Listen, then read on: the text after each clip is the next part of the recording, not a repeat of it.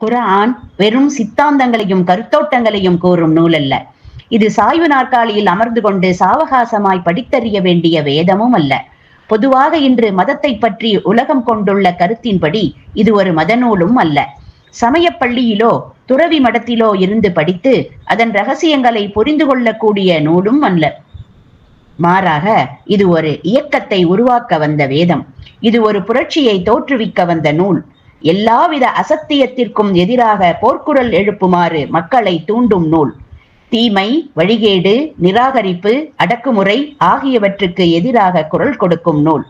சத்தியத்திற்கும் அசத்தியத்திற்கும் இடையே ஏற்பட்ட கடுமையான போராட்டத்தில் சத்திய இயக்கத்திற்கு வழிகாட்டியாயிருந்த நூல். அது நீண்ட பயங்கரமான காலத்தின் ஒவ்வொரு கட்டத்திலும் ஒவ்வொரு திருப்பத்திலும் அசத்தியத்தை எவ்வாறு தகர்த்தெறிவது, சத்தியத்தை எப்படி நிலைநாட்டுவது என்பதை எடுத்துரைத்த நூல்.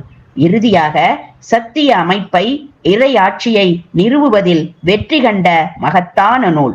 அகிலம் அனைத்தையும் படைத்த அல்லாஹ் மிக உயரிய படைப்பான மனிதனை உண்மையான மனிதனாக வாழ வைக்க வகுத்தளித்ததும் மிகவும் அற்புதமானதும் தான் அல் குர்ஆன். وما هو إلا ذكر للعالمين